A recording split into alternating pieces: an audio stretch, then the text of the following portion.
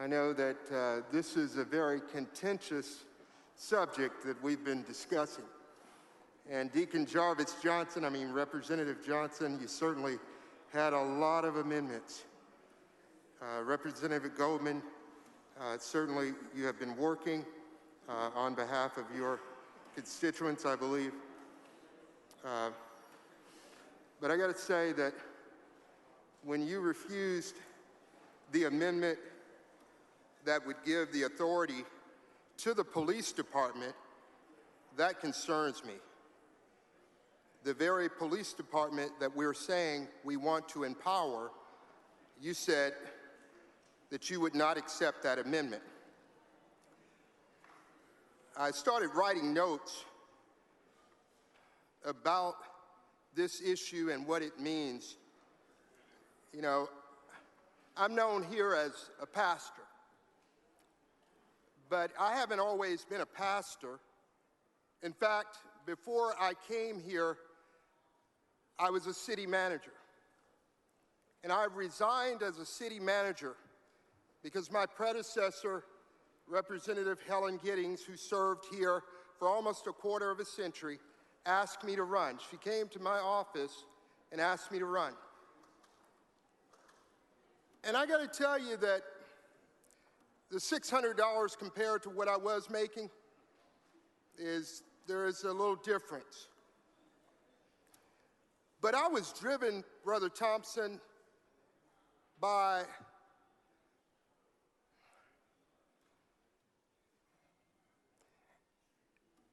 this body, audacity to just forget about local control. Lord, take us back to the 80s when Republicans met and believed in local control. I don't know what happened, but it's like there is no regard for the intellect of the city managers. Do you even know how the process goes for establishing a budget? I know you do, Mayor. I know you do. The city manager drafts the budget. I know you do, city attorney. The city manager drafts the budget. He convenes all of his directors in. The number one director in those meetings are your police chief. Your police chief provides the city manager what budget amount he believes he needs. If he thinks he needs more police cars, he gives them to the city manager. He drafts a budget for the city manager.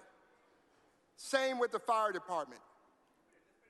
You know, sometimes I know we get sick and tired of being here, and, you know, we miss home. And, you know, I was having one of those moments where I just missed home, and I had to text my youngest son, who is a police officer. I didn't share with him what we are talking about right now, but I showed this picture to Representative Gary Van Dever, and he said, he's a handsome young man. He said it like he was surprised. And then he said, I bet his wife or your wife is gorgeous. You know,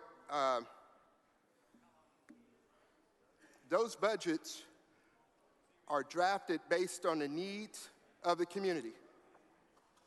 This state mandates that our budgets, we can't budget more than we take in. But it's as though, you know, no one is aware of that here.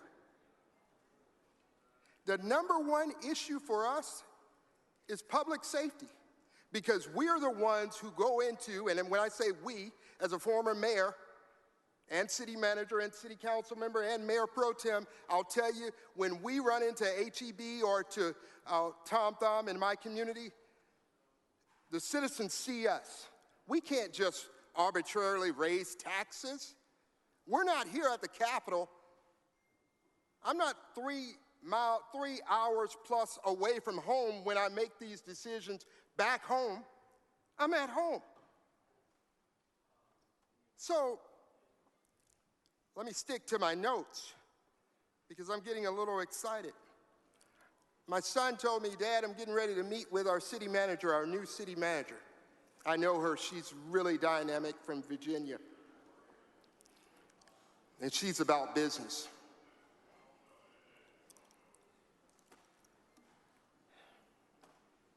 I have to ask, I know we seem to be really partisan here. And that's one of the things that when you've served on a local level as a mayor or a council member, you really miss. Because we're not partisan. This is partisan. I was so depressed after my first session here.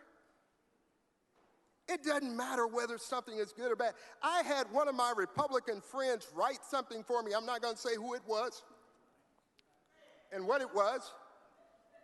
He wrote it. I liked it. I said, I'm going to submit it. I want you to sign on it. He says, I can't do that. They'll put somebody in a primary and run against me. What universe are we in? I didn't run for this office to worry about staying in this office. I ran for this office to make a difference.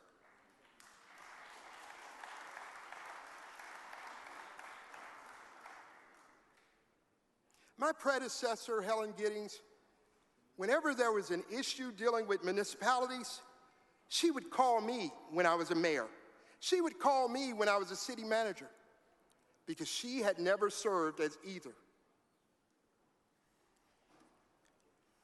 If I have a question about the medical field that is regarding a bill that we're discussing here on the floor, you know who I talk to? I talk to the doctor that we have on the floor. Yeah, I talk to Dr. Oliverson. And Dr. Oliverson can give me some input.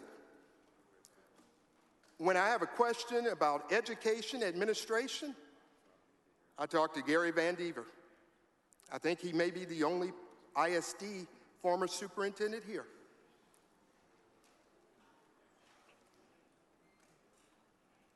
I know that I've been told that I'm somewhat of an enigma. I'm a pastor, former city manager, former mayor, former council member. When we were talking about this, or when some were talking about this, nobody talked to me. No one asked me any question about this. This is politics.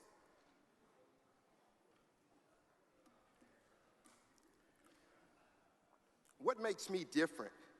If I have a question about any of these areas that I don't know anything about, that don't relate to my background, then I'm going to talk to Van Dever.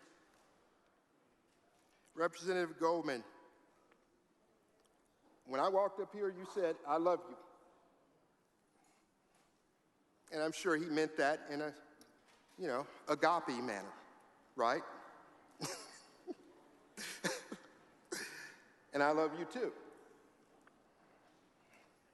You stated one of the most important issues to you here at the state. It's public safety.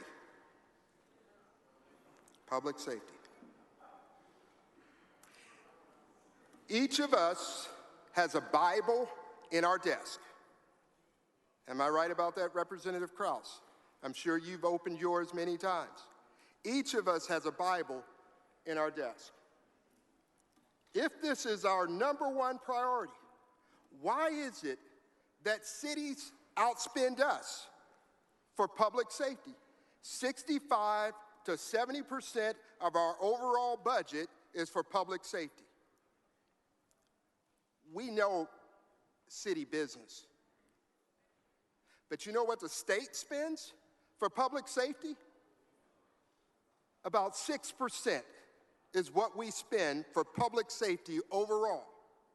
I think if we changed our focus and put our focus on what our focus should be on, education should be number one, healthcare should be number two. But we have lowered Talk about defunding police. We've defunded education. I know that we did a good job last session. Gentleman, time's expired. Sir, may I finish? I've got some closing remarks here, about 3 minutes. 3 minutes, sir, just 3 minutes. Is there objection to the extension of the gentleman's time for 3 minutes for his closing remarks? Chair hears none. The gentleman's time is extended. Thank you.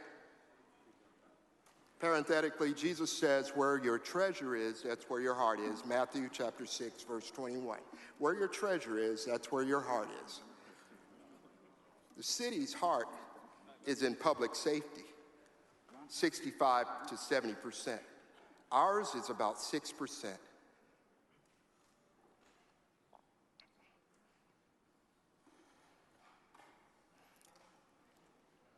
I asked my fellow city managers how they felt about this bill. Not one of them supported this bill, and they support police. Every city where I've been a city manager or a mayor, I have raised the salaries of our police and our fire department. Every one of them. Even when we had budget constraints, we did it. They've been watching us, the city managers, the mayors, and council. And what they believe is that the penalty that we have applied here, even if you don't reduce funding for police, but increase funding for other areas or at a faster pace, is a problem. It's problematic. In my conclusion, I have to say that it is, I get behind this podium, it's legislative overreach. The big concern is that the bill's definition of defunding caught too many situations where defunding was actually happening. Also, the consequences were automatic, and there was no recourse or appeal process to prove up police were not actually being defunded. I'm reading this from a city manager. This is a battle they have with Austin, and they should leave the rest of us out of it. That's coming from a city manager in North Texas. Thank you, Mr. Speaker. I hope and pray, I implore you to not vote politics, but actually vote for our police. Vote for our police. That is all. So I'm asking you to vote too. I know I'm not of the same party that you are, but I'm just a little guy from the local, okay? So we need your help. Please, stop stepping on the city.